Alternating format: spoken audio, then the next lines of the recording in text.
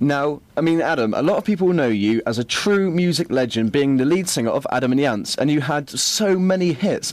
But was that something that you wanted to get into at such a young age? Did you know that music was the career you wanted to do?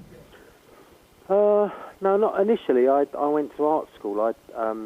When I was about 18, I went to a place called Hornsey College of Art in London, and I studied graphic design, and I pretty much wanted to be a designer, but when I was there, I started playing bass in a group called Bazooka Joe, and as time progressed, I kind of became more fond of doing the music than the graphics, and then I kind of saw the Sex Pistols in their first gig, and there was that kind of punk explosion in London, so I was a part of that. So I left art school and took up music, really. So initially it was graphics, but fortunately I was able to incorporate the stuff I'd learned at college by being able to sort of do the visual side of Adam and the Ants, the posters and the record covers and such, like even the videos, which I still do to this day. So I kind of combined the two. And what I would love to know, was there anybody who kind of influenced you? Was there somebody that you looked up to and for inspiration, or were you just your own unique style? Well, I think we always sort of learn from those who went before. So I grew up as a teenager. I was lucky enough to be listening to kind of Roxy Music and T-Rex and Alice Cooper and stuff like that. And certainly I think Roxy Music were from a kind of artistic background, so their album covers were very beautifully presented, and I think that was a major influence. People like Brian Eno, and so I was lucky to be around at a time when music was branching out, not just musically but also visually. So there was always music around the house growing up. The radio was always on, and growing up in the in the 60s, listening to all that kind of music all the time. So music's always been very important to me, and so I suppose it was sort of inbred in there. So coming to write it myself, I suppose it became naturally, really, I suppose. And I mean, you literally have created this massive legacy. And did you ever expect when Adam and the Ants got together that you'd become as big as you have and create the legacy that you have now? No. I mean, I think in your mind you think, that's a sort of a dream. It's an object. But before we had any hit records which is primarily the result of going on Top of the Pops in 1980 with Dog Eat Dog. That was kind of night and day. It suddenly overnight, it was, a lot of people bought the records and we were in the sort of charts. But prior to that, there'd been 3 years of playing clubs and pubs all around Great Britain and parts of Europe. So we had quite a long time to sort of serve out an apprenticeship, if you know what I mean. And those times were just as valuable to me as I'd say, when it became successful. And in fact, I think without that early period of, apprenticeship, if you like, I don't think I would have been able to sustain it when it all got very, successful. Because once you're on that kind of that success thing, the kind of hits have to keep coming. So you're committed to doing an album a year, 4 singles, 4 videos, touring. So, by the time it arrived, I think I was better prepared than I would have been had I just had a hit right at the start. That probably wouldn't have been as easy. And would you say that the music industry has changed from what it was back in the 70s and the 80s to what it is now? Do you think anything's has there been a major change, would you say? Yeah, I think dramatically. I mean, I think the way people listen to music, it seems to me that, the mobile phone seems to be the hub of their kind of world, not only just as a telephone or as a camera, but also the way of listening to music. So music's listened to primarily on headphones.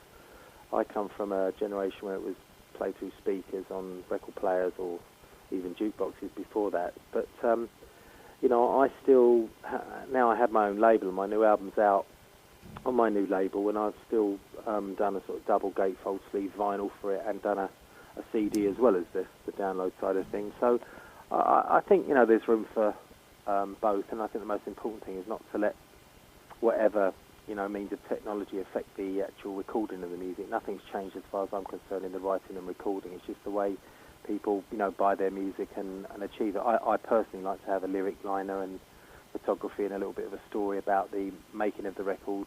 Yeah. And I still think there's room for that. I certainly think there is, but obviously not as much as there used to be.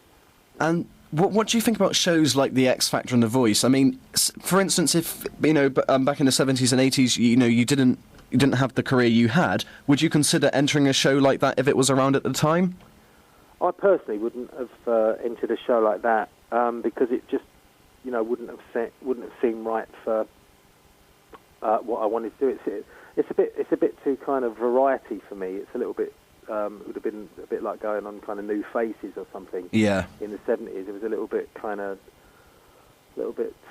of the road sort of thing. But I understand why people do it. I just think a lot of them, unfortunately, are going for the celebrity before the actual career in music. How many of them are that serious about, the ultimate thing they want to do in life is write great songs, leave a mark in the kind of music of history and have a long career in that. I think there seems to be this idea that celebrity is or fame is kind of what it's all about, and those programs tend to feed off of that. So, but then again, that's just the way of the world right now, and a lot of people enjoy it. So they're quite welcome to it. But it's not something I think Adam and the Ants in any phase in my career would have fitted into at any point.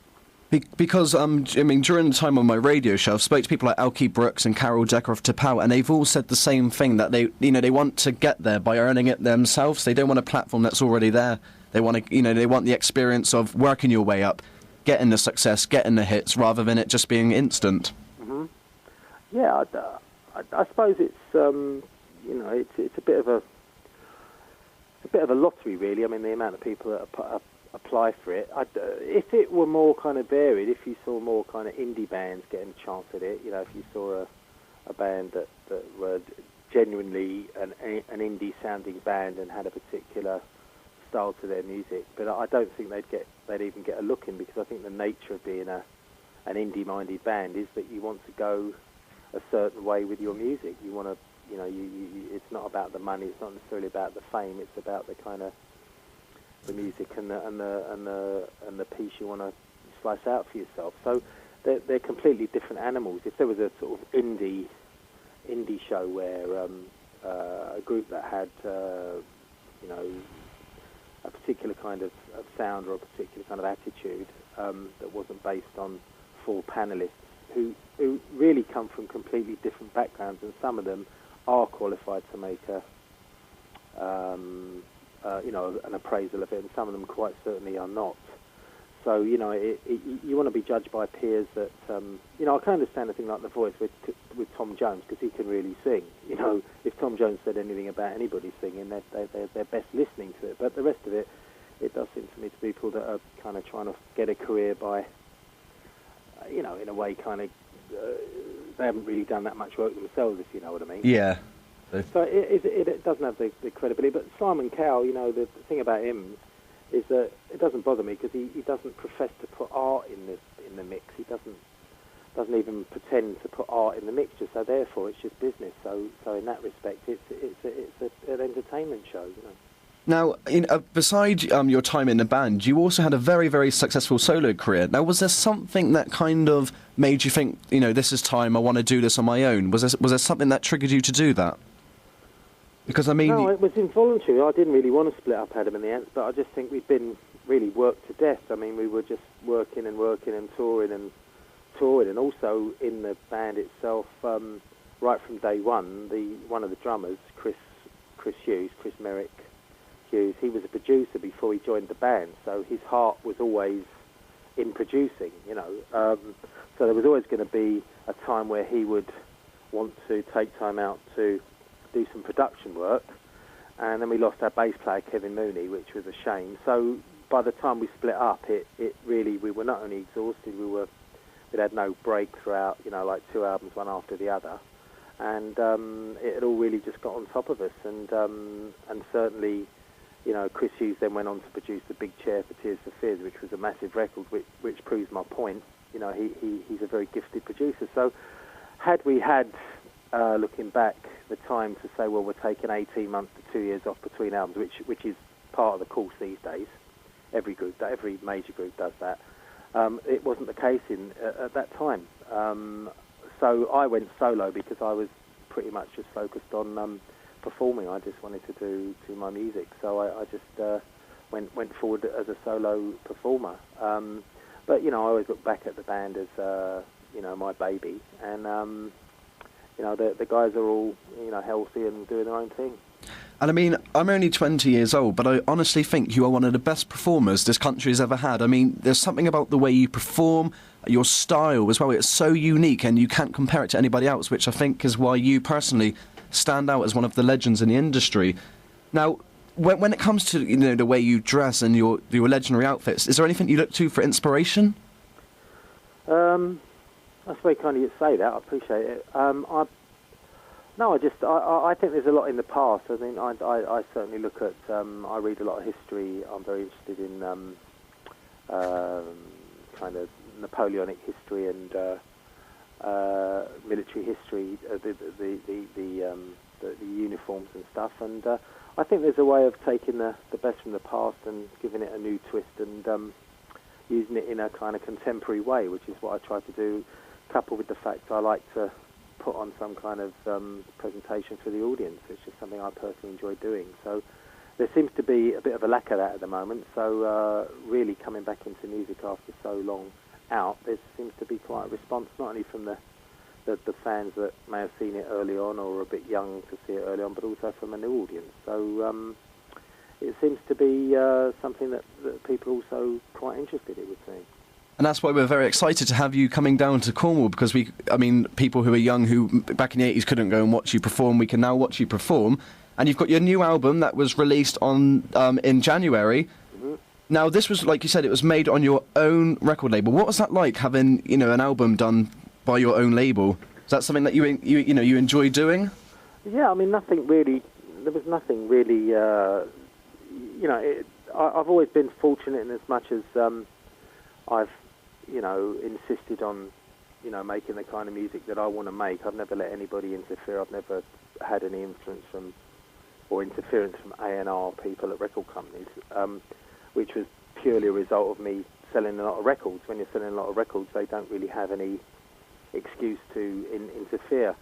But having your own label, you really learn a lot more about the actual industry itself and the actual nitty-gritty of, manufacturing, all the distribution and all the stuff that you don't ever sort of run into when you're just singing and writing. So it's been a learning curve, and it's been a good education. And I got a small label with a good team of people, and I appreciate the experience of knowing what it takes to get a record in the shop. Certainly with HMV folding, which is gladly they're opening up again. But I look at that record in the shops now, and I think, well, we put it there, and I can appreciate what the record companies do, or what the big record companies do. I just don't think it was worth 90% of the profit, which is what they were getting. So it's been a baptism of fire, but I've enjoyed it. I mean, it's lovely to see you back doing what you do best. And I mean, since 2010, you've had tours in America, Australia, and the UK. But is it something you must have enjoyed, just being back on the scene and having your fans and just your new album and the hype, because so many people are excited about you coming back onto the scene? Yeah, I mean, it's just been great. We've been out there for, like I said, pretty much 18 months non-stop, and I wasn't taking anything for granted. I had no idea what the reaction or response would be. But it was, I think, I paced it quite well, just initially playing some of the places I played in London, and recruited the band over about a sort of 9-month period, and we've just been out there pretty much playing the catalogue. I think when I play a concert, I like to, hopefully, audience go home hearing all the favourites that they'd like to hear, plus a couple of album tracks, a couple of rarities. There's quite a lot of early stuff as well, B-sides, and a couple of tracks from the new album. I think in that respect, they go away happy. I like to put on the sort of show I'd like to see if I went to see someone, I'd say, like Roxy Music. I'd want to hear the hits, and I'd want to hear a few interesting choices, but there's always a few surprises because we've got a lot of songs rehearsed in our repertoire. But so far that seems to have worked. And you just said that people can expect to hear some of the favourites, but you must get asked this all the time. But would you say you have a favourite of the music you've released? Because you've had the legendary Stand and Deliver, Prince Charming, but surely you must have a little favourite. Not really. I mean, I think that's a bit of a, you know, I think every time I perform those songs, you know, however many times I performed them, I'm trying to make them better. I'm trying to get them right, if you like, because they were created in the studio and they're quite complex songs, certainly vocally. So every time I perform them, it's like a challenge. So, you know, releasing an album is like a bit like, you know, having a kid and sending it to school. It's you're very, you know, there's obviously a lot of love and care gone into it. But playing it live, you know, I don't do sort of medleys or meddle around with the arrangements. I do the song in its entirety, and I try to make it sound as close to the original as possible without, you know, any kind of cheating. It's all 100% live. There's no samples, no tapes. So doing that every night is a constant challenge. So you're always kind of, you know, polishing it.